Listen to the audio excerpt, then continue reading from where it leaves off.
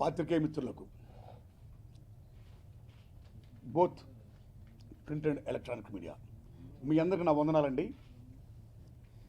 నా స్నేహచిత్ర పిక్చర్స్ పతాకం మీద నేను తీస్తున్న 28వ చిత్రం దండకారణ్యం. ఈ సినిమా ఆల్రెడీ షూటింగ్ అయిపోయిందండి, డబ్బింగ్ అయిపోయింది, ఇప్పుడు రీ రికార్డింగ్ దశలో ఉందండి. రీ రికార్డింగు, ఫైనల్ మిక్సింగు, ఎఫెక్ట్స్ అన్నీ అయిపోయిన తర్వాత అన్ని పనులు చూసుకొని జనవరిలో రిలీజ్ చేయాలని ప్లాన్ చేస్తున్నా సార్. ఇంకా ఈ సినిమాలో నటినట్లు కానీ టెక్నీషియన్స్ కానీ మొత్తం అందరి లిస్టు కూడా నేను పేపర్లు ఇచ్చాను సార్ మీకు. ఈ సినిమాలో ముఖ్యంగా నేను చెప్పే విషయం ఏంటంటే దండకారణ్యం. జనరల్గా మన దండకారణ్యం దేన్ని అంటాం? ఈ భారతదేశంలో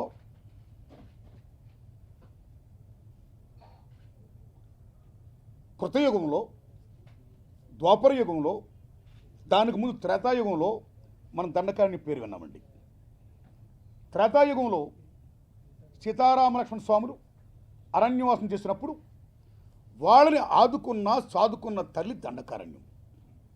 ఆ శబరమ్మ పళ్ళు పెట్టడమా, గుహుడు మేలు చేయడమా, వానర్లు హెల్ప్ చేయడమా, ఏదైనా తీసుకోండి, ఆదివాసీల హెల్ప్ ఆవేళ రామాయణ కాలంలో సీతారామ లక్ష్మణ స్వామి జరిగిందండి. వాళ్ళు చేసిన ధర్మయుద్ధంలో వాళ్ళు పార్టిసిపేట్ చేశారు, రాముడికి సహాయం చేశారు. అది అప్పటి త్రేతాయుగంలో దండకారణ్యం చేసిన రోల్. ద్వాపరం వచ్చేసరికి కౌరవులకు పాండవులకు జరిగిన యుద్ధంలో, అంతకుముందు జూదంలో పాండవులు అరణ్యవాసం చేయాలనే దశ వచ్చినప్పుడు అప్పుడు కూడా ఆ పాండవుల్ని సాదుకున్నది, ఆదుకున్నది ఈ దండకారణ్యమే, ఈ ఆదివాసీలే. సో ఆది నుంచి మనం పూజించే రాముడిని కానీ కృష్ణుడిని కానీ మనం ఆరాధించే, మనం చదివే మహోన్నత గ్రంథాలు రామాయణం కానీ మహాభారతం కానీ ఇతిహాసాల్లో వాళ్ళందరికీ కూడా మేలు చేసిన తల్లి దండకారణ్యం, ఆదివాసీల కేంద్రం అది. అలాంటి దండకారణ్యం వేళ దిక్కు మొక్కు లేకుండా హలో లక్ష్మణ అంటూ, హలో రామచంద్ర అంటూ ఈ ఆదివాసీలు ఈవేళ వాళ్ళ మనుగడ కోసం బతుకుపోరు చేయాల్సి వస్తుంది. అది నేటి దండకారణ్యం పరిస్థితి. భౌగోళికంగా దండకారణ్యం మనకు చూసుకుంటే మన తెలంగాణలో ఖమ్మం, కరీంనగర్, వరంగల్, ఆదిలాబాద్ జిల్లాల పైన, మన ఆంధ్రప్రదేశ్లో ముఖ్యంగా తూర్పుగోదావరి జిల్లా, విశాఖపట్నం, విజయనగరం, శ్రీకాకుళం జిల్లా, ఈ పైనుంచి మొత్తం యానుకొని అప్ టు వెస్ట్ బెంగాల్, అంటే పక్కని ఒరిస్సా, ఛత్తీస్గఢ్, జార్ఖండ్, మధ్యప్రదేశ్, బీహార్, మహారాష్ట్ర, వెస్ట్ బెంగాల్, ఈ ప్లేస్ను అనుకున్నది దండకారణ్యం. అక్కడ ముఖ్యంగా నివసించే జనం ఆదివాసీలు. అలాంటి ఆదివాసీలు ఈవేళ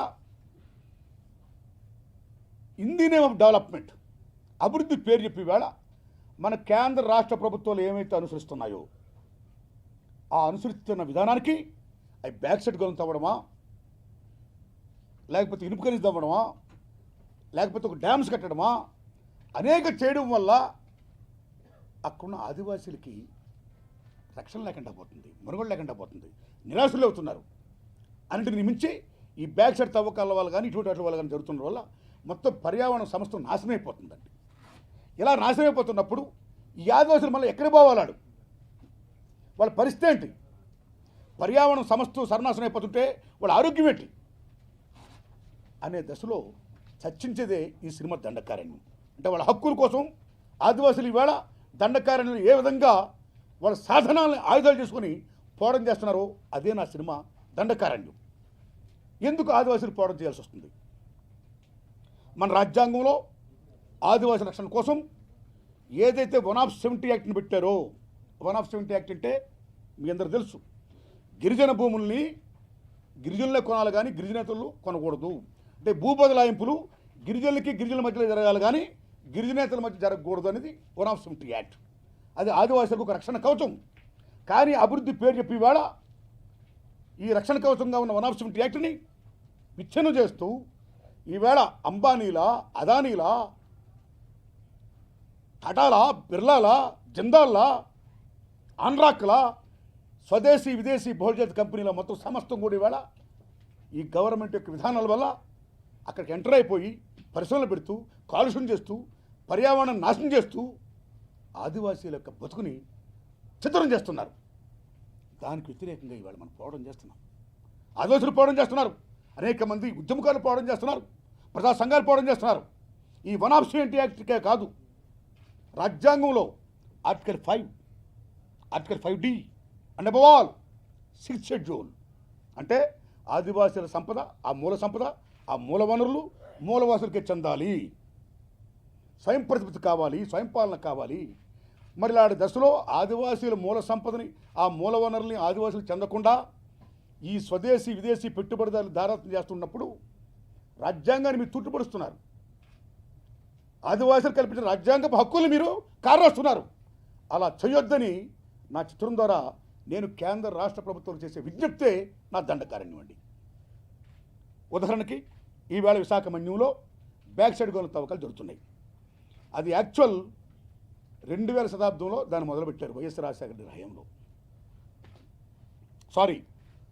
2000లో చంద్రబాబు నాయుడు గవర్నమెంట్ ఉన్నప్పుడు ఆ బ్యాక్ సైడ్ గోన్లకి ఒక విదేశీ దుబాయ్ కంపెనీకి వాళ్ళు పర్మిషన్ ఇచ్చారు. 2000 తర్వాత చంద్రబాబు నాయుడు గారి పాలన పోయింది. మళ్ళీ 2004లో వైఎస్ రాజశేఖర రెడ్డి గారి గవర్నమెంట్ వచ్చిందండి, కాంగ్రెస్ గవర్నమెంట్. కేంద్రంలో యూపీఏ, ఇక్కడ వైఎస్ రాజశేఖర రెడ్డి కాంగ్రెస్ గవర్నమెంట్. 2004లో వచ్చినప్పుడు మళ్ళా వైఎస్ రాజశేఖర రెడ్డి గారు ఆంధ్రా కంపెనీతో ఒప్పందం చేసుకున్నారు, జిందాల్తో ఒప్పందం చేసుకున్నారు. మళ్ళీ ఈ మిస్ అయిపోయి కేంద్రం ఒప్పుకున్నా సరే మళ్ళీ ఇది ముందు సాగలేదు. ఎందుకని సాగలేదు?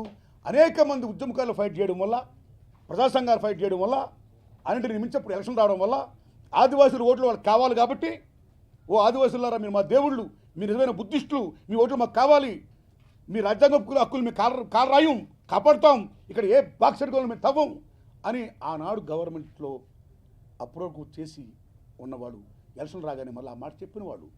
మళ్ళా రాజశేఖర గవర్నమెంట్ పడిపోయింది, చంద్రబాబు గవర్నమెంట్ వచ్చింది. ఇప్పుడు మళ్ళీ ఈయన ఈవేళ మళ్ళీ బాక్సైడ్ గనుల తవ్వకాలకి మళ్ళీ పర్మిషన్ ఇవ్వడం, GO 97 తీసుకురావడం, మళ్ళీ అక్కడ ఆదివాసులు మళ్ళీ ఫైట్ చేయడం, ఉద్యమకారులు ఫైట్ చేయడం, అనేక మంది ఉధృతంగా ఫైట్ చేస్తున్న దశలో చంద్రబాబు నాయుడు గారు మళ్ళా GO 97ని విరమించుకున్నారు.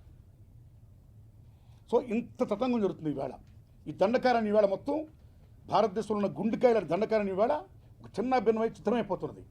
ఈ దశలో పక్కన ఉద్యమకారులకి, ఒక పక్కన గవర్నమెంట్కి పెద్ద క్లాష్ జరుగుతుంది. ఇవన్నీ కూడా చర్చించే విధానమే నా దండకారణ్యం. అన్నింటినీ మించి ఈ మూల సంపద, మూల వనరులు ఈ మూలవాసులకి చెందాలి.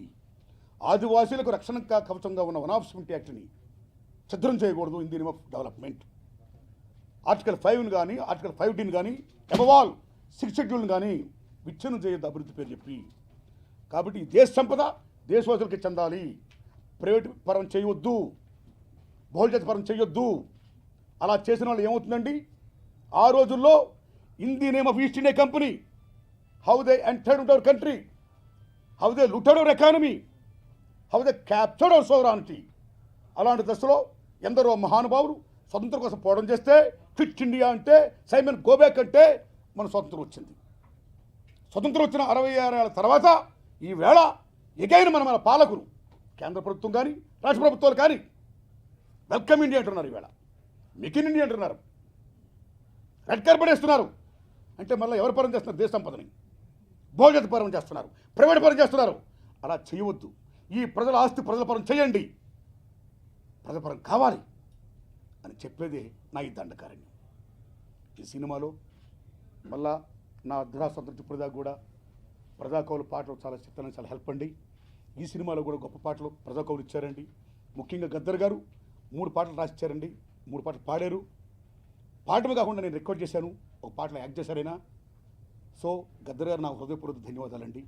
అలాగే వందేమా శ్రీనివాస్ గారు 4 పాటలు రాశారండి, వారు నా థ్యాంక్స్ అండి. మిగతా పాట రాసిన మహానుభావులు గోరు టెంకన్న, వై కాశీపతి, ములుగు తిరుపతి, యశ్పాల్, గద్దరంతపడి వాళ్ళందరూ కూడా గొప్ప గొప్ప పాటలు రాసిచ్చారండి. వాళ్ళందరూ ధన్యవాదాలండి. చాలా మంచి పాటలండి. అది గద్దరన్న 3 పాటలు పాడారండి. వరంగల్ వందేమ శ్రీనివాస్ గారు 4 పాటలు పాడారండి. ఇక ఈ సినిమా ప్రజాకవులు రాసిన పాటలు కానీ, ఇతృత్వం కానీ బ్యాక్డ్రాప్ కానీ సినిమాకి చాలా హెల్ప్ అవుతుందని ఆశపడుతున్నానండి. ముఖ్యంగా ఈ చిత్రాన్ని నేను షూట్ చేసింది విజయనగరం జిల్లా బొబ్బిలి, సాలూరు, అరకులోయ, అలాగే మా తూర్పుగోదావరి జిల్లా రంపచోడవరం, రంప, దేవీపట్నం, మారేడుమిల్లి, అలాగే ఖమ్మం జిల్లా పాల్వంచ, మళ్ళా పాపికొండలు, ఇక్కడి నుంచి ఛత్తీస్గఢ్, ఒరిస్సా, ఇన్ని చోట్ల నేను దండకారాన్ని మ్యాక్సిమం నేను కవర్ చేశాను సార్. మ్యాక్సిమం షూటింగ్ చేశానండి. నా అవుట్డోర్ షూటింగ్కి ఆయా ప్రాంతాల్లో నాకు సహాయ సహకారం అందించిన నా మిత్రులు, శ్రేయభిలాషులు, పెద్దలు, అటవీ శాఖ మంత్రులు బొజ్జల గోపాలకృష్ణారెడ్డి గారు కానీ, అలాగే బొబ్బిలికోట రాజాలు సుధీరకృష్ణ రంగారావు గారు ఎమ్మెల్యే గారు, బేబీ నాయన్ గారు వారు కానీ, నా మిత్రులు పువ్వుల శ్రీనివాసరావు గారు కానీ, అది ఎంతోమంది నాకు సహాయ సహకారాలు అందించారండి. వాళ్ళందరికీ నా ధన్యవాదాలండి. ఇక నటీనటులు ముఖ్యంగా ఇక్కడ ఈ సినిమాలో నాతో పాటు ఒక పాటలో గద్దరు నటించాడండి. తర్వాత మిగతా వాళ్ళు మ్యాక్సిమం మీకు స్థానిక కళాకారులండి. ఇది దండకారణ్యం సినిమా కాబట్టి నేను రాయ్పూర్ వెళ్ళి, రాయ్పూర్ అంటే మీకు ఛత్తీస్గఢ్ రాజధాని అండి, అక్కడ ఉన్న స్థానిక కళాకారులు, ముఖ్యంగా ఇక్కడ ఉన్న మెయిన్ యాక్టర్లు, ఒక రాయ్పూర్ హీరో విక్రమ్ ఈ సినిమాలో చాలా గొప్ప వేషం చేయడం ఆయన. అలాగే రాయ్పూర్లో ఉన్న గొప్ప క్యారెక్టర్ యాక్టర్ ఉన్నారండి, అనిల్ శర్మ గారు, ప్రదీప్ శర్మ గారు, విక్రమ్ గారు, ఉపాసన, భానుమతి, రుద్రమూర్తి, అనేక మందితో నేను సినిమాలు నటించానండి. అలాగే బిలా వెళ్ళినప్పుడు ఒక ఉత్సవానికి, ఓ సభకి, ఒక తెలుగు మహాసభలకి నన్ను చీఫ్ గెస్ట్గా పిలిస్తే అక్కడ మిత్రులు చాలామంది మీ సినిమాలో యాక్ట్ చేస్తామంటే మన తెలుగు వాళ్ళు అక్కడ ఉన్నారండి, తెలుగు సంఘం వారు, వాళ్ళని చాలామందిని ఈ సినిమాలో నటింప చేశానండి. అలాగే స్థానిక కళాకారులు చాలామంది నటించారు సార్. వాళ్ళందరి పేర్లు మీకు ఇచ్చాను.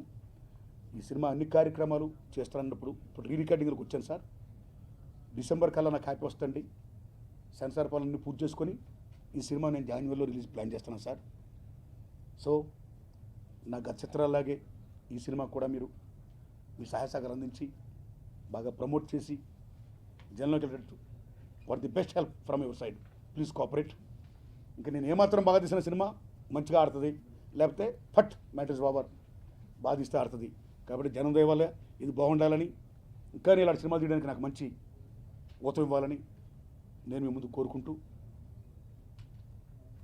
థ్యాంక్స్ చెప్తున్నానండి. ధన్యవాదాలు.